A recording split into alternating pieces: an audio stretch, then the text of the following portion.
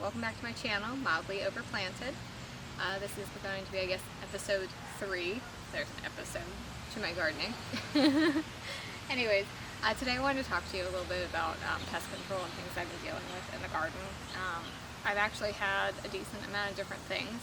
I've been dealing with leaf miners, cabbage loopers, I think that's what they're called, and those little black beetles. I don't want to say the June bugs or anything, but they're like really little. So my first issue is I was having beetles on my eggplants, and they were just putting tiny little holes on my plant, and it was absolutely horrible. I was concerned for the plant. But the plant is big enough now at this point that it should survive any of that issue. But I was putting neem oil on it, and then the neem oil wasn't working. My neem oil is actually pretty old. I've had this for like 5 years. The potency's probably gone. I don't even know if it's working at all. But yeah, I've had this for like 5 years. And I was spraying some of this on stuff, and I don't know, I mean, I think it helped a little bit.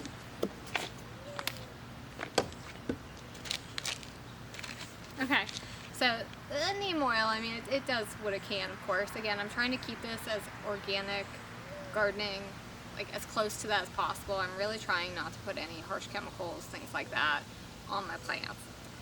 So then I started noticing these like markings on my leaves, like on my bean plants, and also on some of my lettuce plants, and then even on the tops of my radishes. And I found out those are called leaf miners. I've never seen those before. I have heard of them, but yeah, I've never seen that before. So that was all new for me. So I ended up going through my garden this week and, like, you know, picking things out, trying to break off leaves with the affected leaf miners that are on it. Pulled a couple like radishes that just weren't doing so well because of it. So I looked into it, and I decided to pick up something called Dead Bug by Captain Jack's. So Captain Jack's Dead Bug. Probably could have got this at Tractor Supply or something like that. Well, hopefully there's no glare there. So I picked up some of this. I actually ended up getting it just on Amazon, like I said. Super easy. It got to me in like 2 days. Wonderful. Love Amazon. And I actually started spraying that on for the leaf miners, because the stuff, it says it's going to get rid of a couple different things. Like, I have a lot of problems happening in my garden right now.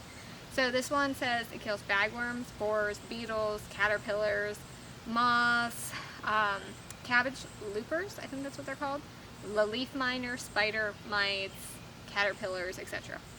So the leaf miners were starting to become a nuisance. So like I said, I just sprayed it on, and it has instructions on how often you should spray it. I think it's like depending on your crop, like every 5 or 6 days, and if it rains, you know, it doesn't really help. So you want to make sure you do it when there's not a lot of rain, and either early in the morning or later at night, of course. So anyways, I've been dealing with that, and I think this is helping. I've used it once so far, and I haven't seen as much damage to the plants, so that's good.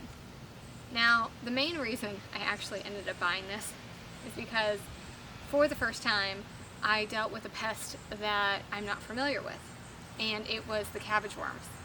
So in the back of my yard, I think I showed you, I have that little bin, and I did grow a lot of plants that were not necessarily heat resistant, and I did take that chance. So things could bolt, things could maybe go south, I don't know. So anyways, what I'm trying to say is, I'm going to insert a picture right here, and it was these worms. They were like little green worms, and at first I thought they were tomato hornworms. I'm like, why are they on my cabbage plant? Turns out no, they were the cabbage worms. So that is why I picked up the dead bug. But before I picked up the dead bug, I ended up just pulling the crops because I didn't know what the heck to do, and there were so many, and then there was eggs. They put like a trail of eggs, and then on top of it there was like poop. I swear to God, it happened overnight. I just woke up and I just seen like 5 or 6 of them just in the little cabbage plant. It didn't even get that big.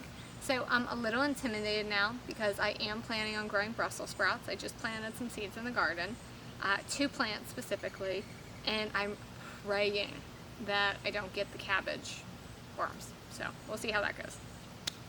Some other things I ended up using on my garden at the very, very beginning, before I even started gardening, before I even started like putting my plants outside, essentially. These are mosquito bits, and it's again for organic gardening. And I've had these for a long time, and I didn't know I had them, so I actually ended up buying another bag of this stuff. And I use this as like mosquito bits tea, and it's supposed to kill the fungus gnats larvae. So if any of you out there are struggling with those pesky fungus gnats, you could make a fungus gnat tea, like let it like steep, I guess, for like 5 or 6 hours, and then make sure it's cooled down because you don't want to like burn your plants when you water them with it. But that'll help kill the larvae, and you want to do it, I'd say, like once every like 3 to 4 days, because there's different life cycles of the fungus gnats in the soil, so you want to make sure you kill the problem as soon as you can. You can also use those little yellow stickies. They don't like that too, so I do have those. So far, that's all of the stuff I've been using in the garden for treatment. I have considered picking up BT. I haven't dealt with the squash vine borers yet, but I did see a squash bug, which leads me to believe there's going to be more, so I'm getting a little antsy. I'm still working on pollinators in the garden as we speak, so I did put the flowers in the garden, and I'm just hand pollinating right now. That's where I'm at. And as for fertilizer, lastly, what I wanted to touch on, because I had it all out here, is I've just been using this. I think it's called Vigoro, and it's organic plant food for tomatoes and vegetables. I've had this for a while, actually. And I've been doing this, not super often, but like once every 2 to 3 weeks. I'll just sprinkle a little bit at the base of the plant, mix it into the soil, and then I'll just spray it down with the hose, and then it'll just slowly release, so the plants are getting extra nutrition. I plant everything so closely compacted, and I am just concerned that all the plants are going to be taking each other's nutrients, so trying to keep up on that. And the NPK ratio, which if you don't know what that is, that's nitrogen, phosphorus, and potassium. So the NPK ratio, this bag is so old and dirty, is 465. And I didn't want anything too high on everything, but yeah. Oh, sorry, I zoomed in a little too much there. But yeah, that was the NPK ratio and everything. So this is just what I've been using. I have Googled to see if there's other things that I can use, and there are plenty of different things, but if it's not needed, I'm not gonna go out of my way and purchase it. So for right now, this has been working. The garden looks really healthy, nothing too crazy. So yeah, okay, so now I'm gonna take you into my garden. It is actually extremely hot today, and the sun is bright. And of course, I decided to do this in the middle of the day when the sun's at the highest point. So I might start sweating a little. That's okay though. I'm excited. I'm just excited that I'm out here for the day. So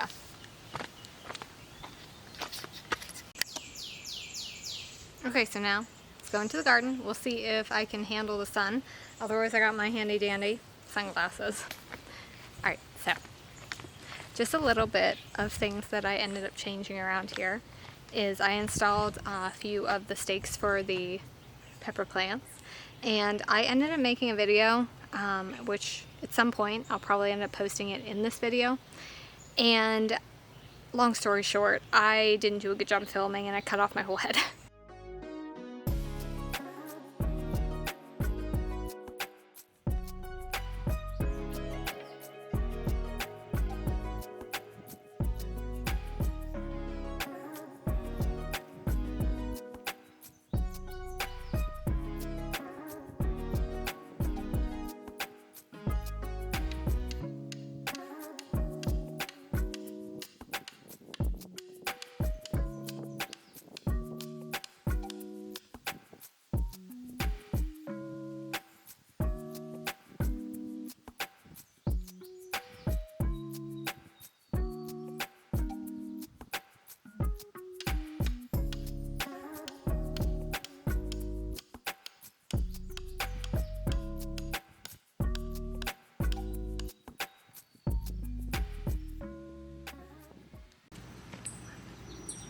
Okay, so I have this, and it's rolled into a big circular thing.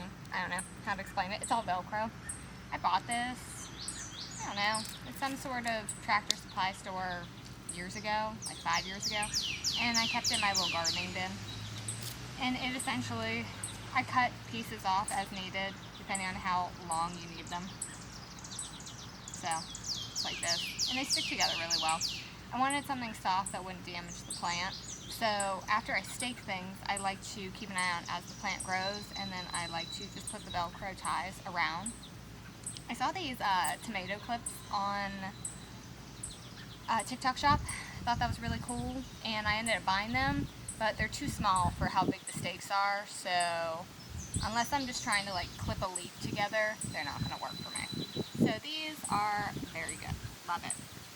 So anyways, I just staked up these pepper plants, and I just want to make sure they have support if it storms and they don't fall over. Same with my tomato plants. So as they grow, I'm just going to keep putting little pieces of Velcro.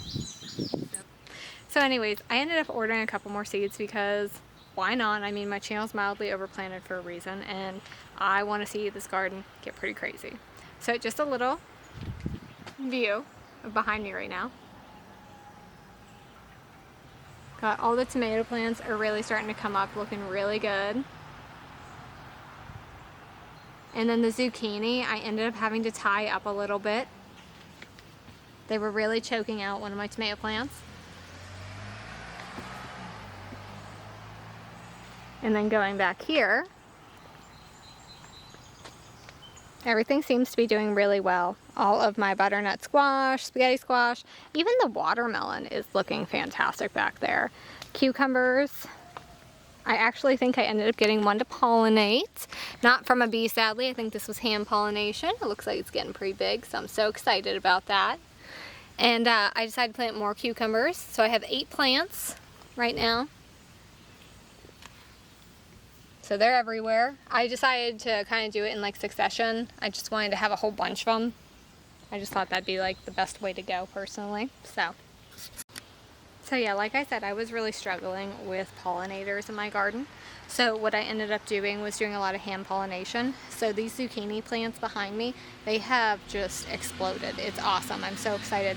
But I have lost like 4 zucchinis because they weren't getting pollinated.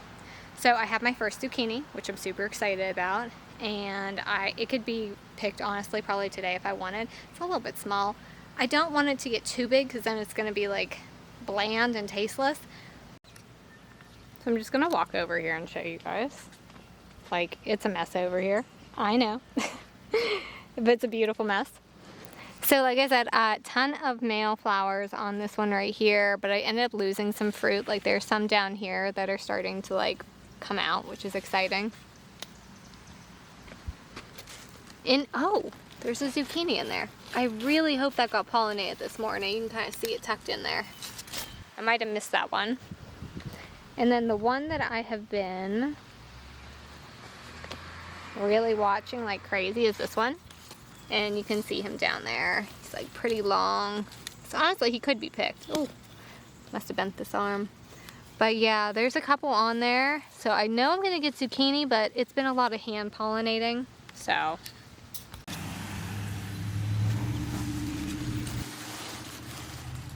So right here, I ended up peeling back the flower a little bit because I don't have enough pollinators in my garden just yet.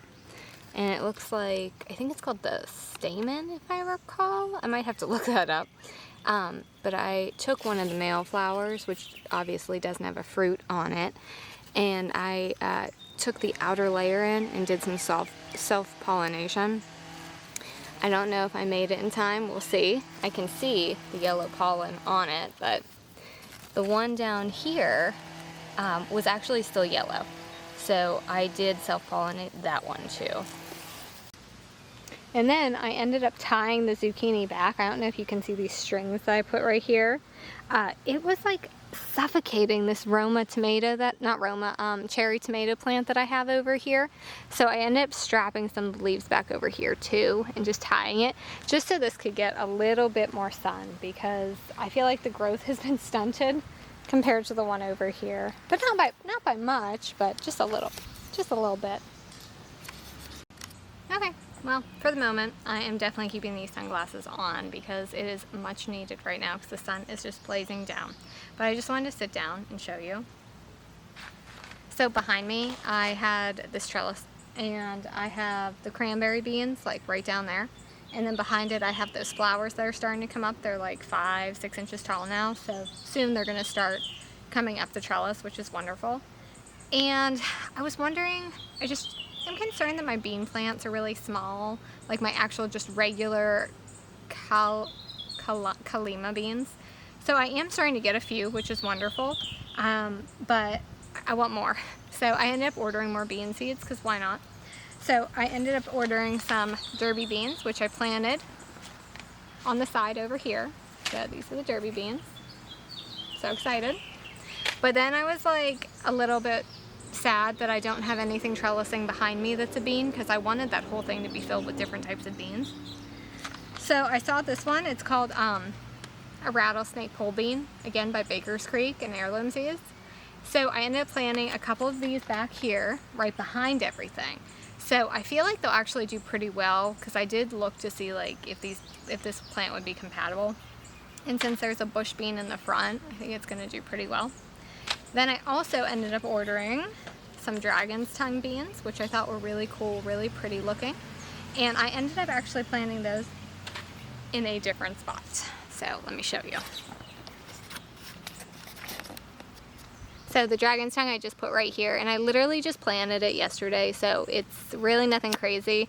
I would have filmed me putting it in, but literally I dug it up, and then next thing you know, it downpoured on me. Literally, I was like patting the dirt in, and the rain just came down. I had like a minute, because I have all these trees above me. I had like a minute, and then all of a sudden it was like run inside, so I just did it and planted them real quick. Okay, so in case for some reason those rattlesnake pole beans do not take off in the place that I had planted them, I ended up planting just like a couple more in between these two tomatoes over here. So I'll show you that. So right behind the basil, and then I thought that they could just trellis right on the fence in between the two tomato plants. I don't know, I mean, I know tomatoes are gonna bush out and they're gonna get big, but I thought it would be a good idea, so why not? We'll see the progress. So I have a couple of these beans that are ready. These are my sugar snap peas. And you just pinch them at the top, and they'll come right off. And you want to wait and make sure they're real plump. And you can, I don't know, with this lighting, if you could see it, you could see the beans inside, which is like really cool. And I did read that the more you end up picking on these, the more it like stimulates the plant to grow and produce more. So I really hope that's true, because I love sugar snap peas. I feel like I could have planted more of these.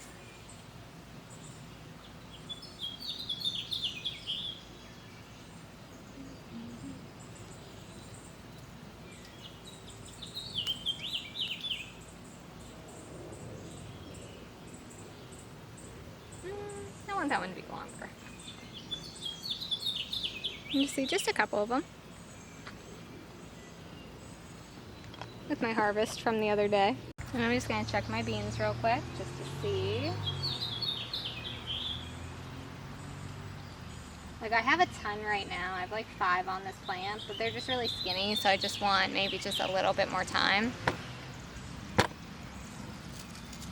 can really just see these. They're just so skinny. But they're getting there. They're really long, so I'm really excited. I love green beans. Fresh green beans are the best. However, this plant over here has a ton, and I'm going to harvest them.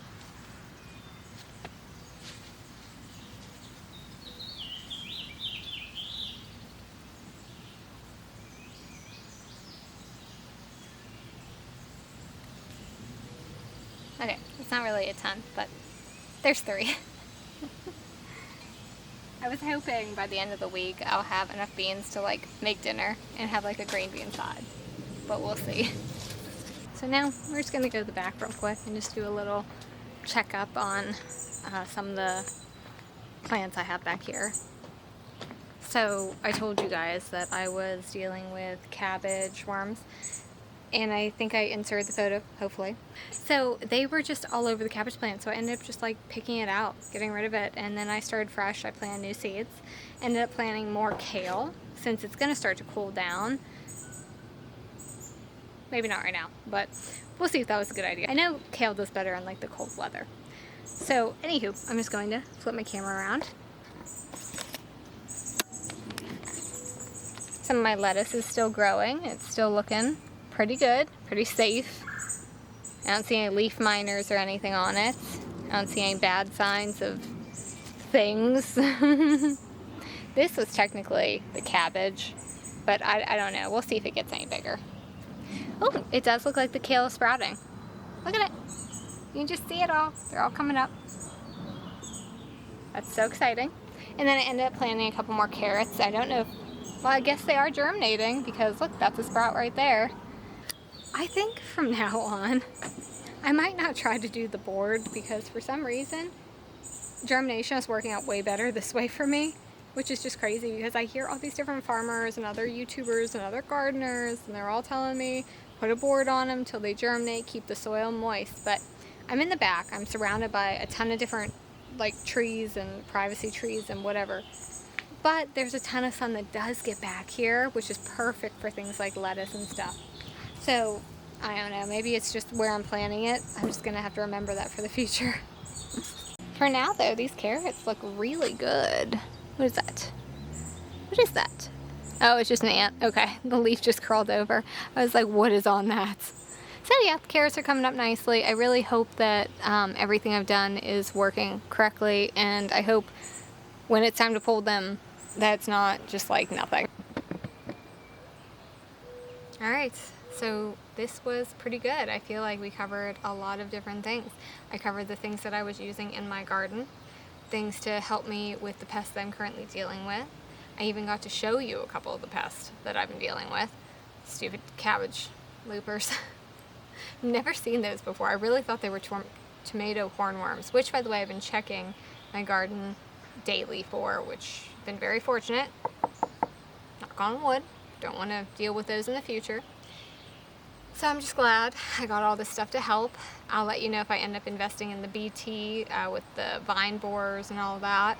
We'll see. Hopefully I don't need to, but I saw some fruit on my patty pan. I'm really hoping that that'll come up. Excited. I hope I have enough pollinators, like flowers in the garden, for the bees to start coming in and just start pollinating, because hand pollinating can be a little bit tough, at least with the cucumbers. So the zucchini, it's not so bad because it's such a large flower, but the cucumbers are so tiny. And hopefully I'll start to get some tomatoes by the next video, something on the vine.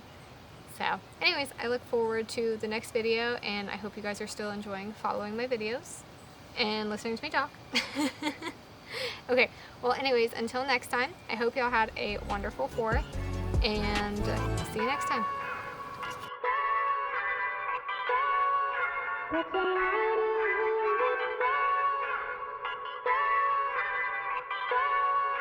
That's